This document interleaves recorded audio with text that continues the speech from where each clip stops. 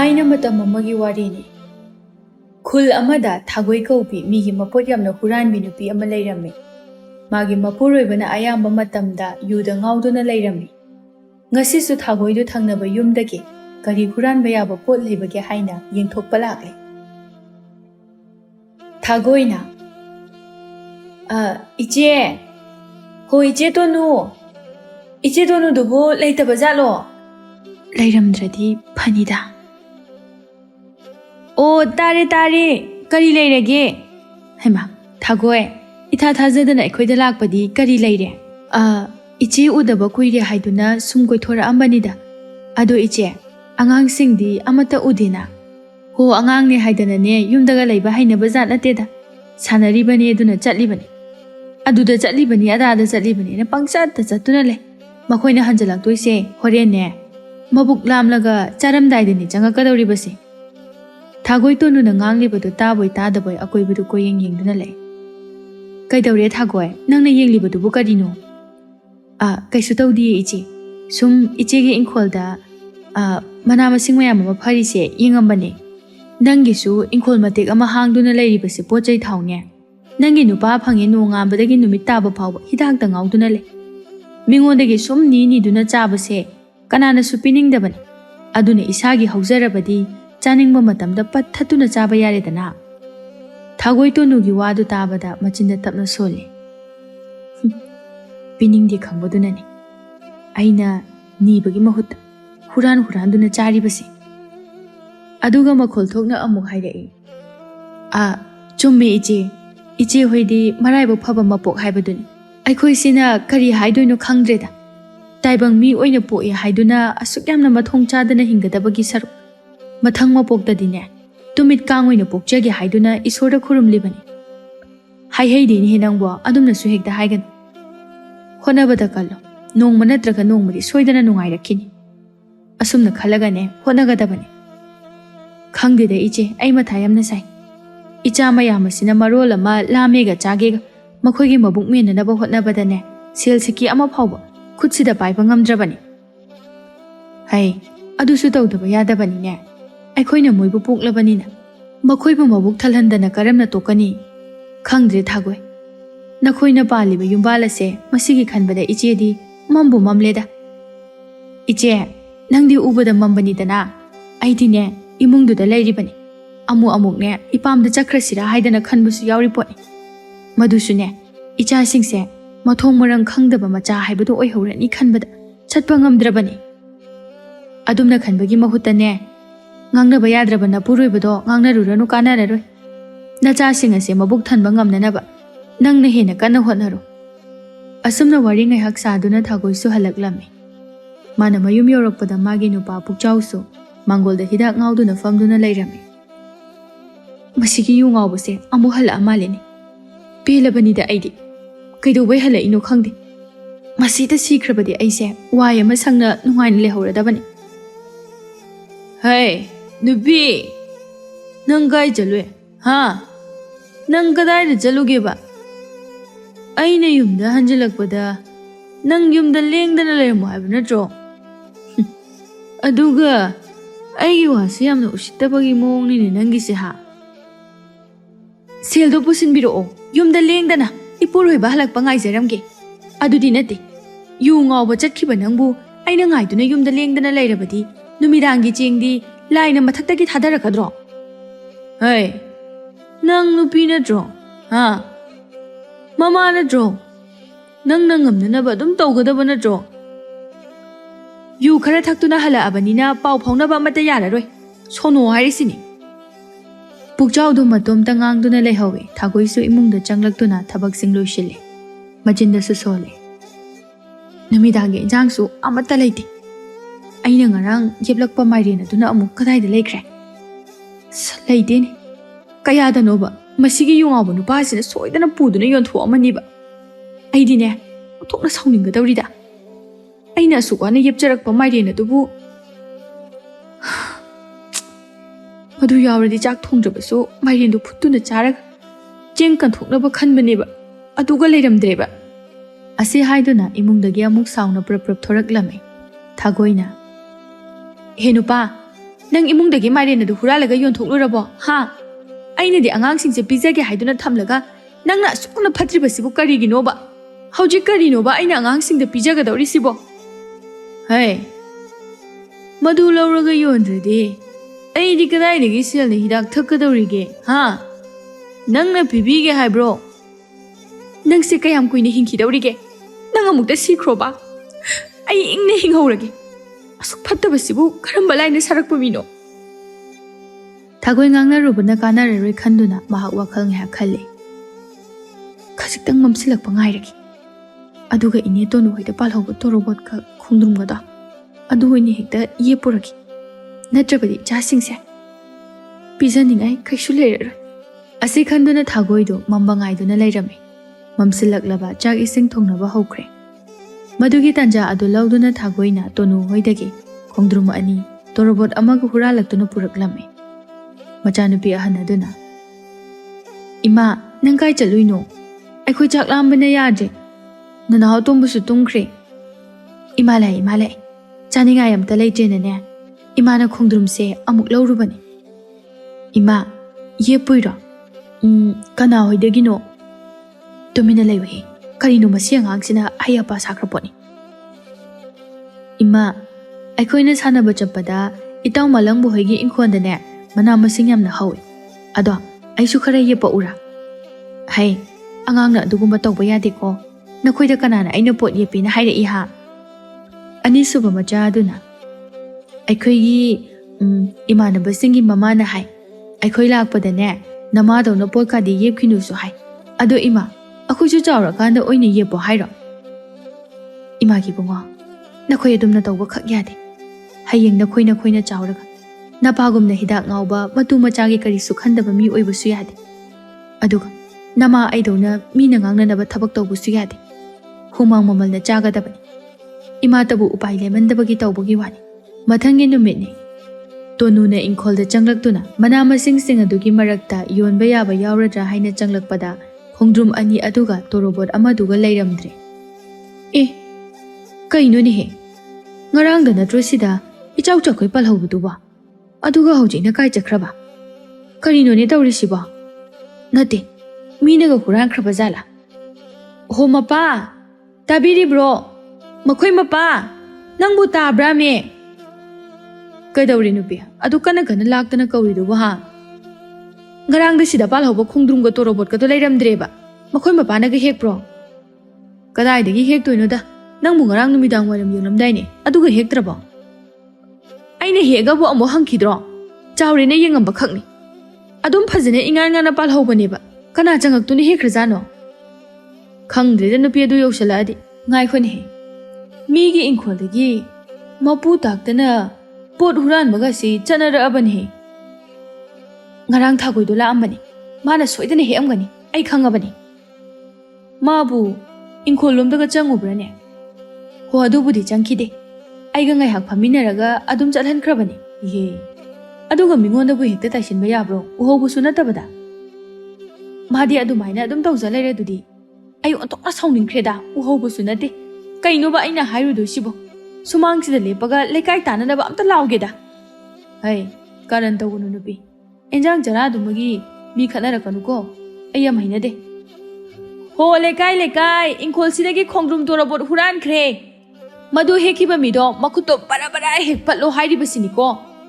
ꯑꯩꯅꯅꯦ ꯍꯥꯏꯔꯤꯁꯤꯅꯤ ꯂꯣꯏꯅ ꯄꯠꯂꯣ ꯆꯥꯔꯤꯕ ꯃꯆꯤꯟꯗꯨꯁꯨ ꯄꯠꯂꯣ ꯊꯕꯛꯇꯤ ꯁꯨꯅꯤꯡꯗꯕ ꯃꯤꯒꯤ ꯃꯄꯣꯠꯇ ꯍꯨꯔꯥꯟꯗꯨꯅ ꯆꯥꯅꯤꯡꯕ ꯃꯤꯁꯤꯡꯁꯦ ꯃꯕꯨꯛ ꯃꯈꯅꯥꯎ ꯄꯨꯝꯕ ꯂꯣꯏꯅ ꯄꯠꯂꯣ ꯑꯁ ꯌꯥꯔꯦ ꯀꯩꯗꯧꯔꯒꯦ ꯇꯣꯅꯨ ꯇꯣꯛꯑꯁꯦ ꯀꯔꯤꯒꯤ ꯌꯥꯕꯅꯣ ꯍꯥ ꯃꯊꯤꯕꯣꯡꯗꯣ ꯆꯥꯅꯤꯡꯂꯕꯗꯤ ꯊꯥꯗꯨꯅ ꯆꯥꯕ ꯀꯩꯗꯧꯒꯦ ꯃꯤꯒꯤꯗꯒꯤ ꯍꯨꯔꯥꯟꯗꯨꯅ ꯆꯥꯔꯤꯁꯤꯕꯨ ꯀꯅꯥ ꯁꯥꯎꯅꯤꯡꯉꯣꯏꯗꯣꯏꯅꯣꯕ ꯑꯩ ꯈꯣꯏꯗꯧꯁꯦ ꯄ꯭ꯔꯣꯛ ꯆꯥꯛꯑꯦ ꯍꯥꯏꯔꯤꯁꯤꯅꯤ ꯑꯩ ꯁꯣꯝꯗ ꯊꯥꯒꯣꯏꯁꯨ ꯇꯣꯅꯨꯅ ꯂꯥꯎꯔꯛꯄꯗꯣ ꯌꯥꯝꯅ ꯅꯛꯅꯕꯅꯤꯅ ꯇꯥꯔꯤꯕꯅꯤ ꯀꯌꯥꯗ ꯃꯕꯨꯛꯁꯦ ꯐꯠꯇ꯭ꯔꯤꯕ ꯅꯨꯄꯤꯅꯣ ꯌꯦꯡꯉꯨꯅꯤ ꯃꯈꯣꯏꯗꯒꯤ ꯏꯟꯖꯥꯡ ꯆꯔꯥ 1 2ꯈꯛ ꯍꯦꯛꯂꯨꯕꯒꯤ ꯑꯩꯕꯨ ꯈꯨꯠ ꯄꯠꯂꯣ ꯈꯅꯥꯎ ꯄꯠꯂꯣ ꯀꯥꯏꯅꯒ ꯀꯣꯏꯂꯥꯎ ꯂꯥꯎꯗꯅ ꯅꯕꯨꯛ ꯐꯠꯇꯕ ꯅꯪꯒꯤ ꯅꯕꯨꯛꯇꯣ ꯑꯗꯨ ꯑꯣꯏꯅ ꯄꯠꯂꯣ ꯃꯆꯥꯅꯨꯄꯤ ꯑꯍꯜ ꯑꯗꯨꯅ ꯏꯃꯥꯕꯣꯛ ꯇꯣꯅꯨꯅ ꯂꯥꯎꯔꯤꯁꯦ ꯑꯩꯈꯣꯏꯗꯔꯣ ꯑꯩꯈꯣꯏꯁꯦ ꯄꯨꯛ ꯄꯠꯀꯗꯣꯏꯔꯣ ꯑꯩꯈꯣꯏꯗ ꯅꯠꯇꯦꯍꯦ ꯀꯩꯗꯧ ꯄꯠꯆꯔꯨꯗꯣꯏꯅꯣ ꯃꯥ ꯃꯇꯣꯝꯇ ꯑꯣꯏꯅ ꯄꯠꯆꯁꯅꯤ Nongmasu Thagoidu lambida sum chatpada yum amagi nakanda hangam maka apak apakpa khara hauribadu urami.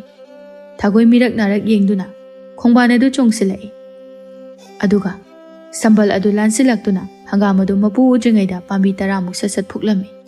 Aduga iliba phi aduna yomsinduna sambal adu amuk kanthoraktuna mayumda halaklami. Si wairadi ngasi nongmagi injangdi layerni. Saubanida aikoina ngang oiringaida imana hangamana apakpasiga ngaga thongduna pizabado adubu hojikti phangdreko. Pukchauna Thagoi taribro Thagoi sel khita pirong he kadai degi sel no aidi sel ga amata laite nupa numidang chana na cheng su laite kadai degi no cheng kharam ta thiru ke tawbani adu oiraga na nangna cheng thiba chatpado adu da sel su khara amta yawro adu di ai chalaroi makhoi mapana oina punna thibiro aina thigadabagi sarukpudi moi mapana punna thiro.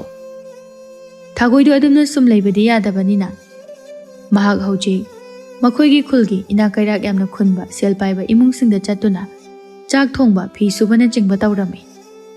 Thagoina inamma hoi inamma aila ado ngasidi aina tawnunaba thabak kari kari leige. Thagoi hojigi oinadi kaisu thudokpa leitri nang aigi ijase oina ngakta lause ai wabana sigadawre ma pobo hotnabadane thabaka se ipum jange. Hoi nama pirosida se ima kaino angang nabu asuk yamna hakna bro inama masi angang sibu kai ga di jage. Hoi be ma khangde magi machin manak tabu hek thangjaluraba loina chare mana chadaba amata lekhidrabani.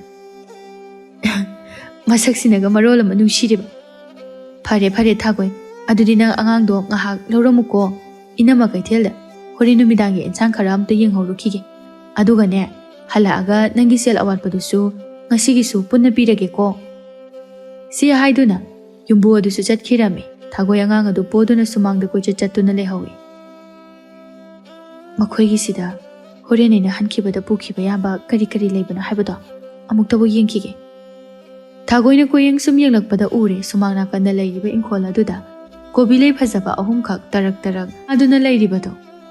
Hais kanade masida phajakraba kobilei ahum hauribase siwoini hekta pukhrage aduga thongalgi asongba marak asida losinduna thamurage hankibada pukhinaba. Asi khanduna Thagoidu kobilei singadu phuklame aduga thongalgi asongba duda langsinduna losilame ngaihaki matungda yumbu adusu halaklame. Thagoi inama hale khajitang thuge tawbase hekta yadaba nang angang se lobada waramani kadai angang adu pirose angang dubo kapra se inama kapteda ngasaidagi adum tumduna leiribani. Phare adudi nangna agi teng pangbiba ingkholgi manama sing khara se ising amukta khara chairam ising yaudaduna ne loina pasilakadawrabani. Thagoi su hoi haiduna ising chaiba haurami. Yumbu adusu Thagoina ising chaibadugi manakta leptuna manama sing adu yengi aduga hai. Thagoi hanu thangda angang macha chenbasi waida sidani thengna yumpan basi kanade hairibasi. Ima adusu ichanupigi angang unabagi chakhibadagi halaktri.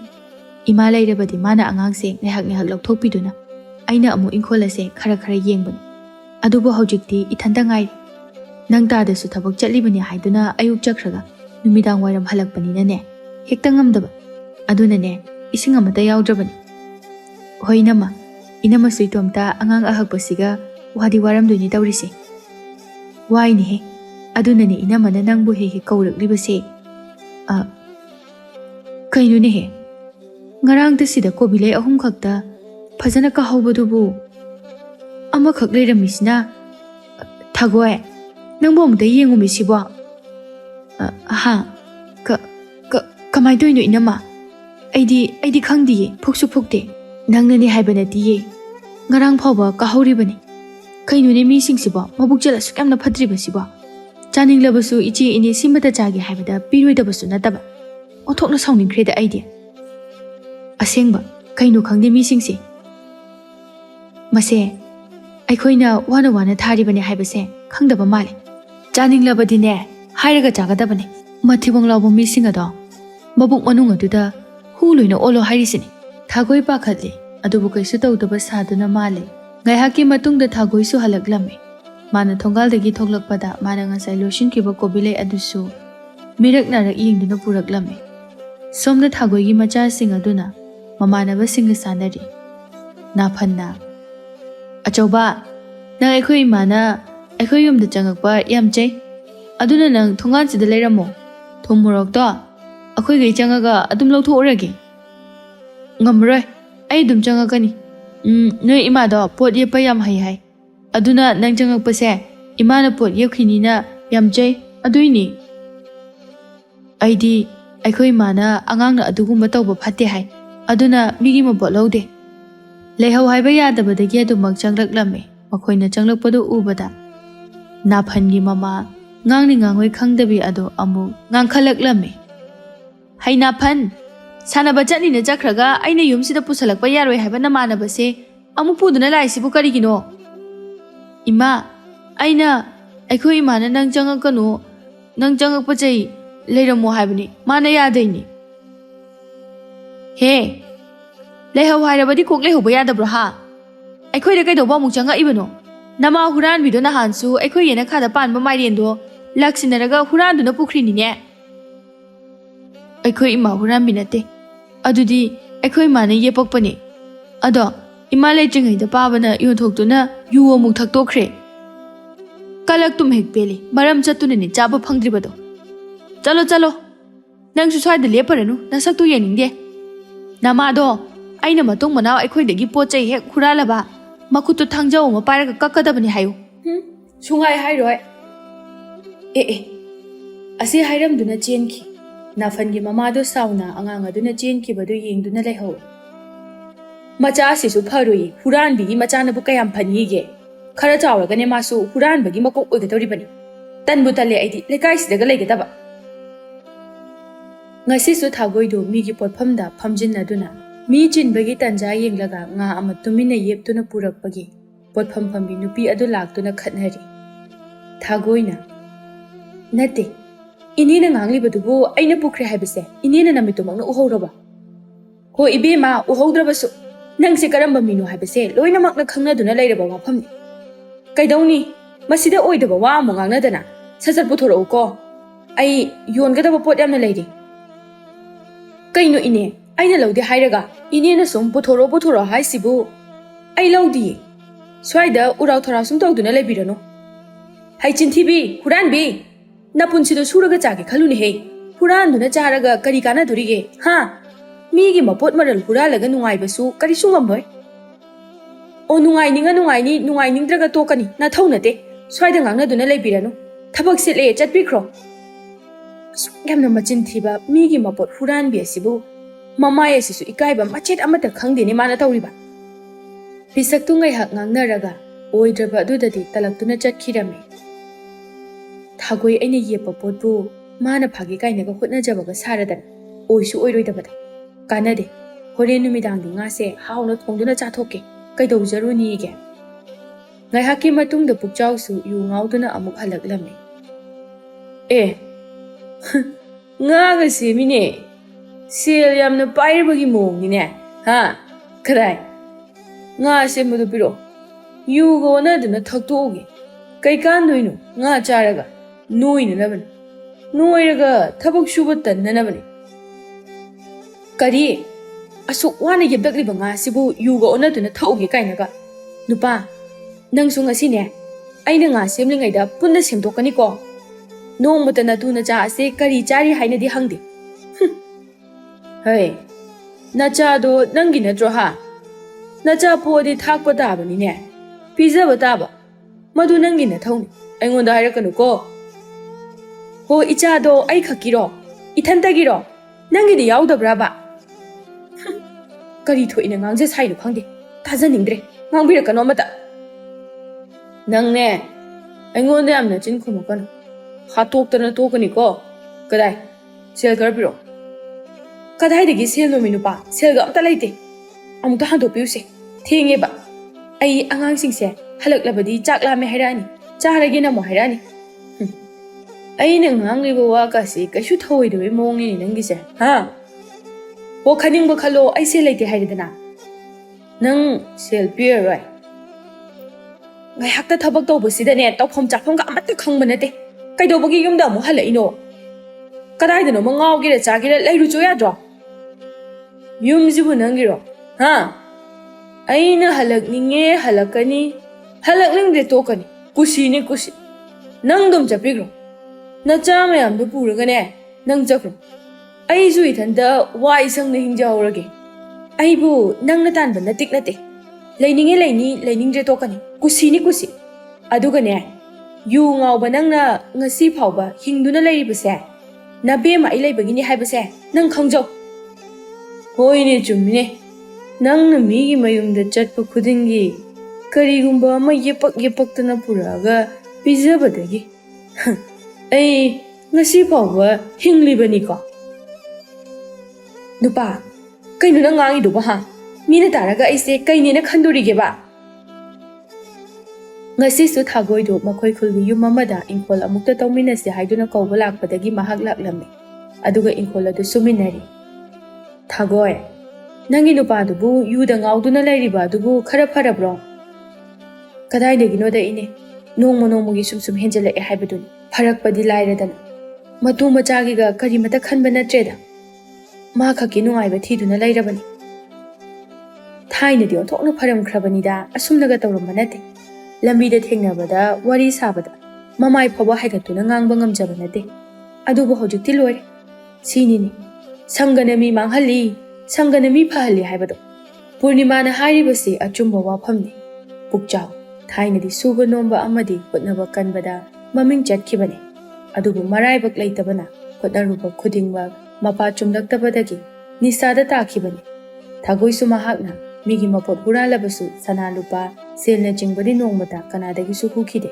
ꯍꯨꯒꯦ ꯍꯥꯏꯅꯁꯨ ꯈꯟꯈꯤꯗꯦ ꯑꯗꯨꯕꯨ ꯃꯆꯥ ꯑꯍꯨꯝꯒꯤ ꯃꯕꯨꯛ ꯄꯨꯕ ꯃꯍꯥꯛꯅ ꯇꯥꯟꯕ ꯈꯔꯅ ꯉꯝꯂꯛꯇꯕꯗꯒꯤ ꯃꯤꯒꯤ ꯌꯦꯅꯈꯥ ꯂꯨꯈꯥ ꯏꯪꯈꯣꯜꯗ ꯆꯪꯕꯗ ꯆꯥꯅꯅꯕ ꯄꯣꯠ ꯑꯃꯠꯇ ꯂꯩꯕ ꯎꯕ ꯌꯥꯈꯤꯗꯕꯅꯤ ꯏꯅꯦ ꯃꯥꯅ ꯑꯁꯨꯝꯅ ꯇꯧꯔꯝꯃꯕꯗꯤ ꯑꯩꯁꯨ ꯃꯉꯣꯟꯗ ꯀꯩꯁꯨ ꯌꯨꯝ ꯄꯥꯜꯂꯛꯑꯃꯣꯏꯗ ꯏꯅꯦ ꯈꯪꯗ꯭ರೆ ꯑꯩꯒꯤ ꯂꯥꯏꯕꯛꯁꯤꯁꯨ ꯑꯣꯟꯊꯣꯛꯅ ꯊꯤꯈ꯭ꯔꯕ ꯂꯥꯏꯕꯛ ꯍꯥꯏꯕꯗꯨꯅꯤ ꯑꯗꯨꯕꯨꯅꯦ ꯅꯪ ꯋꯥꯈꯜ ꯂꯥꯡꯐꯥꯡꯒꯗꯤ ꯈꯟꯈꯤꯂꯥꯛꯈꯤꯅꯨꯀꯣ ꯅꯪꯅ ꯑꯗꯨꯝꯅ ꯇꯧꯔꯕꯗꯤ ꯅꯆꯥꯁꯤꯡꯁꯦ ꯃꯃꯥ ꯃꯄꯥ ꯃꯊꯣꯡ ꯃꯔꯝ ꯈꯪꯗꯕ ꯃꯆꯥ ꯍꯥꯏꯕꯗꯣ ꯑꯣꯏꯍꯧꯒꯗꯧꯔꯤꯕꯅꯤ ꯏꯅꯦ ꯑꯩ ꯑꯗꯨꯒꯨꯝꯕꯗꯤ ꯈꯟꯗꯦꯗ ꯑꯩꯁꯨ ꯏꯆꯥꯁꯤꯡꯁꯤꯒꯤ ꯈꯟꯗꯨꯅ ꯍꯤꯡꯂꯤꯕꯅꯤ ꯑꯃꯨꯛ ꯁꯤꯈ꯭ꯔꯁꯤꯔꯥ ꯍꯥꯏꯅ ꯈꯜꯂꯛꯄ ꯃꯤꯀꯨꯞꯁꯨ ꯌꯥꯎꯔꯛꯇꯕ ꯅꯠꯇꯦ ꯍꯩ ꯄꯣꯛꯉꯝꯗꯅ ꯄꯣꯛꯄ ꯃꯄꯣꯛꯅꯤ ꯀꯩꯗꯧꯕꯒꯤ ꯂꯦꯝꯅ ꯃꯥꯡꯍꯟꯗꯣꯏꯅꯣ ꯏꯃꯧꯁꯤꯗꯤꯅꯦ ꯊꯧꯅꯥ ꯂꯩꯒꯗꯕꯅꯤ ꯑꯗꯨꯒꯨꯝꯕ ꯋꯥꯈꯜ ꯑꯗꯨꯗꯤ ꯄꯥꯡꯗꯕ ꯑꯄꯪꯕ ꯃꯤꯇꯅ ꯂꯧꯒꯗꯕ ꯐꯤꯔꯦꯞꯅꯤꯀꯣ ꯑꯁꯤꯗꯤ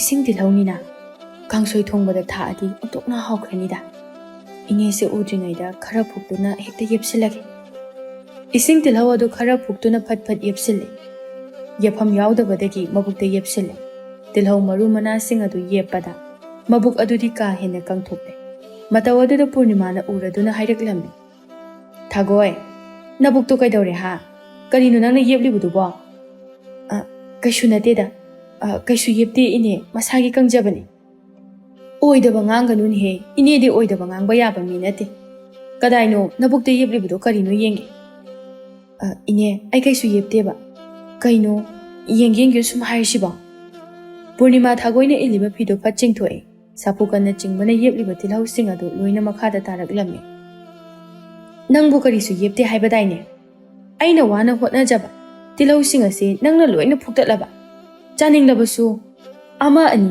ꯑꯗꯨꯛ ꯍꯦꯛꯑꯒ ꯂꯣꯏꯔꯦ ꯅꯠꯇꯦ ꯂꯣꯏꯅ ꯐꯨꯛꯏꯁꯤꯕꯨ ꯍꯧꯅꯕ꯭ꯔꯕ ꯊꯥꯒꯣꯏ ꯀꯩꯁꯨ ꯈꯨꯝꯗꯦ ꯑꯗꯨꯕꯨ ꯃꯥꯒꯤ ꯃꯃꯥꯏ ꯑꯗꯨ ꯏꯀꯥꯏꯕꯒꯤ ꯃꯃꯤꯗꯤ ꯇꯥꯕ ꯎꯗꯦ ꯄꯨꯔꯅꯤꯃꯥꯁꯨ ꯃꯈꯥ ꯇꯥꯔꯛꯂꯤ ꯅꯄꯨꯔꯣꯏꯕꯅ ꯌꯨ ꯉꯥꯎꯗꯨꯅ ꯑꯗꯨꯝ ꯂꯩꯔꯦ ꯑꯗꯨꯒ ꯅꯪꯅ ꯑꯃꯨꯛ ꯃꯤꯒꯤ ꯃꯄꯣꯠ ꯃꯆꯩ ꯍꯨꯔꯥꯜꯂꯕꯗꯤ ꯅꯆꯥꯁꯤꯡ ꯑꯗꯨ ꯀꯅꯥꯅ ꯎꯁꯤꯠꯄꯤꯒꯗꯧꯔꯤꯒꯦ ꯍꯥ ꯅꯁꯥꯒꯤꯗ ꯈꯟꯒꯅꯨ ꯅꯆꯥꯁꯤꯡꯒꯤꯁꯨ ꯈꯔ ꯈꯜꯂꯨꯅꯦꯍꯦ ꯏꯅꯦ ꯑꯩꯒꯤ ꯄꯤꯐꯝ ꯊꯣꯛꯄ ꯁꯦꯜꯗꯨ ꯄꯤꯕꯤꯔꯨ ꯑꯩ ꯆꯠꯂꯒꯦ ꯄꯨꯔꯅꯤꯃꯥꯗꯨ ꯁꯥꯎꯅꯤꯡꯗꯨꯅ ꯉꯥꯡꯂꯨꯔꯕꯁꯨ ꯑꯃꯨꯛ ꯅꯨꯡꯉꯥꯏꯔꯛꯇ꯭ꯔꯦ ꯁꯤꯁꯦ ꯅꯪꯅ ꯐꯨꯛꯇꯠꯂꯨꯔꯤꯕ ꯃꯔꯣꯏꯁꯤꯡ ꯑꯁꯦ ꯄꯨꯗꯨꯅ ꯆꯠꯈ꯭ꯔꯣ ꯑꯗꯨꯒ ꯊꯥꯒꯣꯏ ꯃꯇꯨꯡꯗ ꯆꯥꯒꯦ ꯍꯥꯏꯔꯕꯁꯨ ꯍꯦꯛꯀꯦ ꯆꯥꯅꯤꯡꯉꯤ ꯈꯣꯠꯂꯤ ꯑꯗꯨꯝ ꯅꯤꯡꯊꯤꯅ ꯍꯥꯏꯌꯨꯀꯣ ꯑꯗꯨꯒꯅꯦ ꯁꯦꯜꯗꯨꯅ ꯏꯃꯧ ꯅꯨꯄꯤ ꯂꯩꯕꯅꯤ ꯑꯗꯨꯗꯒꯤ ꯂꯧꯔꯣ चलो चलो होय इने नुसीदबना हनुबिने कायने मरोय खरा सिगी माने बु हुरानबगा फादन ममौ नुबिनगा अमता नुसीरमोय मीना कइनोमा तौबदा याम येंगसिलेबा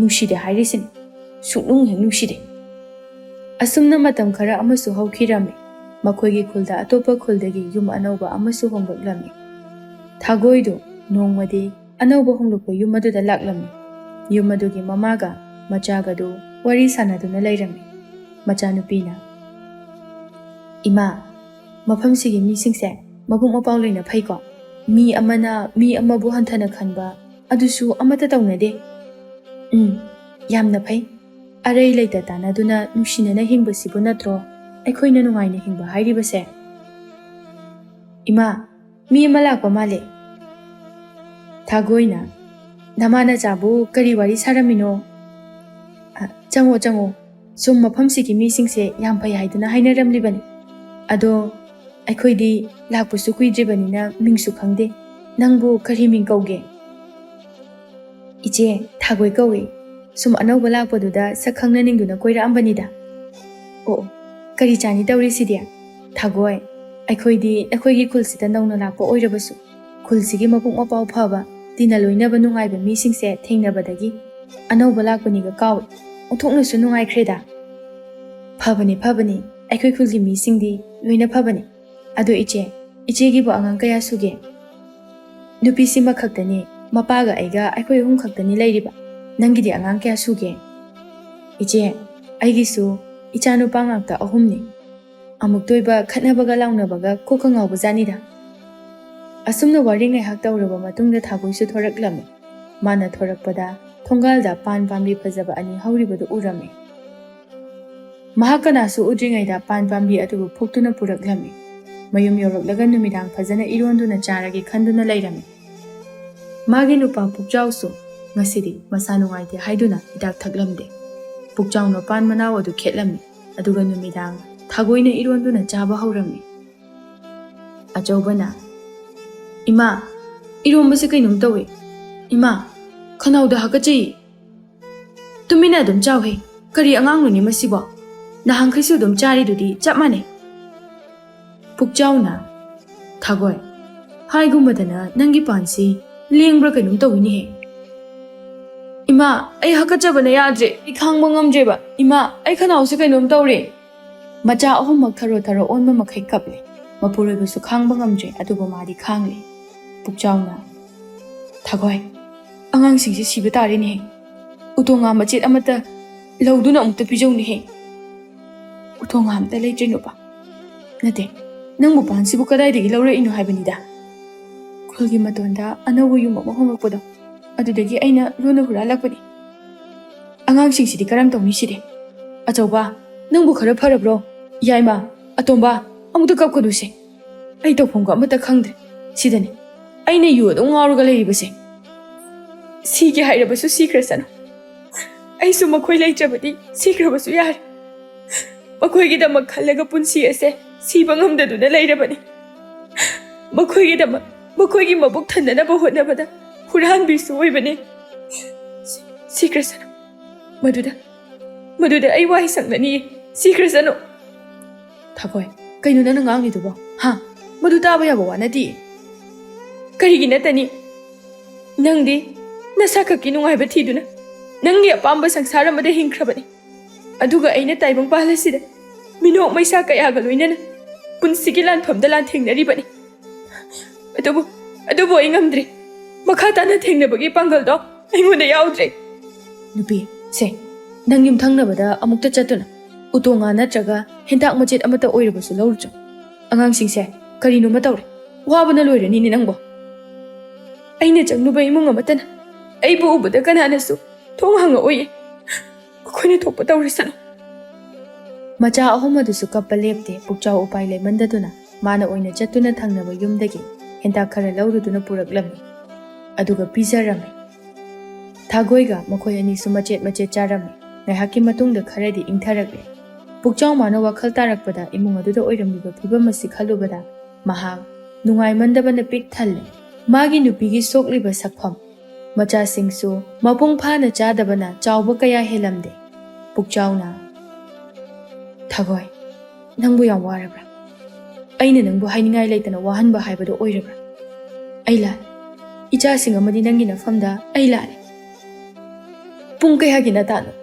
ꯍꯌꯦꯡ ꯅꯣꯡꯉꯥꯟꯕꯒ ꯊꯣꯛꯈ꯭ꯔꯅꯤ꯫ ꯇꯞ ꯇꯥꯕ ꯃꯈꯩ ꯊꯛꯇꯨꯅ ꯉꯥꯎꯗꯨꯅ ꯍꯜꯂꯛꯑꯅꯤ꯫ ꯑꯗꯨꯅ ꯑꯩꯉꯣꯟꯗ ꯈꯠꯅꯕ ꯍꯧꯕ, ꯎꯔꯥꯎ ꯊꯔꯥꯎꯕ꯫ ꯃꯁꯤꯗꯕꯨ ꯀꯔꯝꯕ ꯅꯨꯄꯤꯅ ꯅꯨꯡꯉꯥꯏꯗꯣꯏꯅꯣ?